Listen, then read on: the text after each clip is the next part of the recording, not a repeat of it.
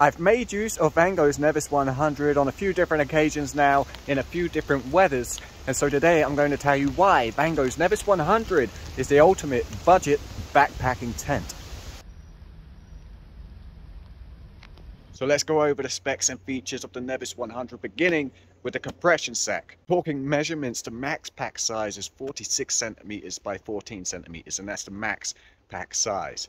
Because when you use the compression straps, you can really cinch it down into a neat little package. Now the Nevis 100 has a trail weight of 1.49 kilograms and a total weight of 1.7 kilograms. And of course the fast pack bag. I love these bags. There's no fuss, no messing around trying to get the tent back into the bag when you finish camping. You simply stuff your tent in there, cinch it up, and you'll be good to go. The contents of the bag consists of a repair kit, 10 pegs, 1 Powerlight main pole and 2 Powerlight end poles, and of course the Nevis 100. And additionally, attached to the fast pack bag is instructions on how to pitch the Nevis 100.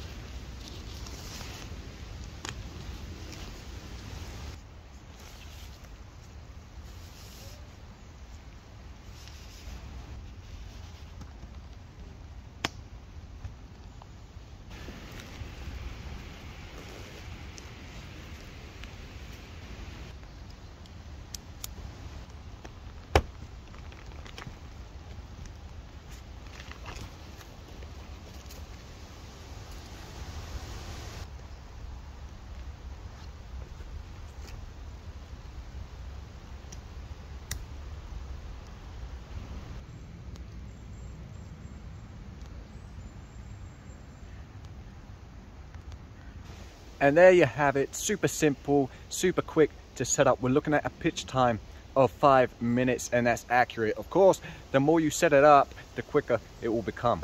So taking a look at the exterior of the Nevis 100, the color Pamir green, the material of Protex 70D polyester, which is waterproof and consisting of a hydrostatic hair rating of 3,000 millimeters. And it is waterproof, never had any issues with any water getting in to the tent. And while we are talking about the rain, I said it in a previous video, one awesome feature about the Vango Nevis range is you put out the fly sheet first. The inner tent is attached to the fly sheet, so the inner tent never gets an opportunity to get wet. A brilliant but super simple concept, but we'll talk more about the interior in just a moment. You have these tensioning straps on all 4 corners of the tent, allowing you to get it nice and taut. So these Powerlight end poles, they actually slip into a sleeve under here. So make sure you remember that, because I know there are some who have actually punctured the fly sheet through not putting the Powerlight poles into the sleeve. Furthermore, under here we have a vent this side and on the opposite side. And just here we have 2 guy lines either side coming off the main pole. And this right here is a little rain stop. So when your door is open, any rain that comes down hits this, rolls down, and is driven away from entering into the tent.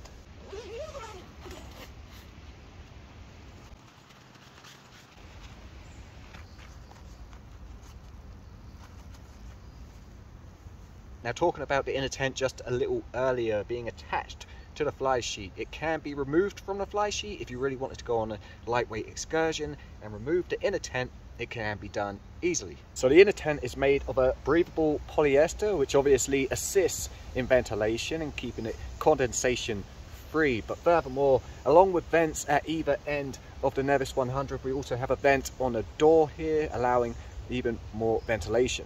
So what we have here, what lives in this little pocket, is the tension band system. The TBS2 tension band system.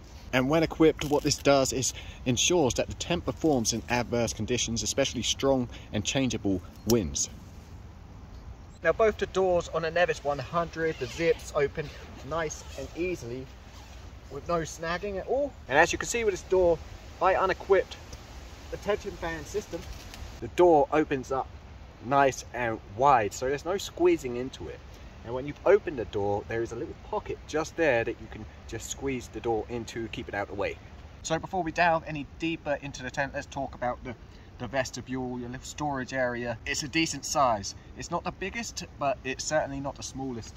I can easily store my gear in here, my pack, and at the same time get some cooking done. So let's talk about the ground sheet, bathtub floor. It's developed from a 70D polyester with a hydrostatic head rating of 6,000 millimeters. Again, never had any issues with water penetrating through the ground sheet. Right back here you have one pocket and two pockets, and just above us we have a little hook to be able to hang the lantern. We also have vents at either end of the tent to accommodate the vents on the fly sheet. As for dimensions concerning the inner tent, you're looking at a length of 245 centimeters by a width of 95 centimeters by a max height of 100 centimeters. The dimensions may change, however, depending on what you're after, as the Vango Nevis comes available in a 100, 200 and 300, accommodating one person, two people or three people. The Vango Nevis 100, simple and easy and quick to pitch, waterproof, and condensation is at a minimal. Ticks every single box you need for a tent. And there's a lot of tents out there for a lot more money that don't tick those boxes. So as I mentioned at the start of the video, I've used the Vango Nevis 100 on numerous occasions. Come rain or shine, it has not let me down, and it's seen some proper rain.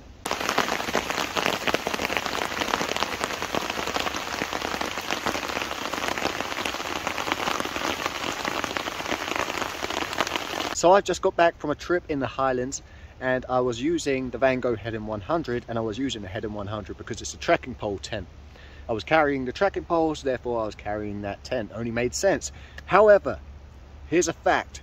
If I did not have the Head-In 100, I would have been 100% confident using the Nevis 100. So if you are just getting into camping, or you've been into camping and you're just looking for a new budget-friendly, reliable tent, I would absolutely consider Vango's Nevis 100. Links in the description below.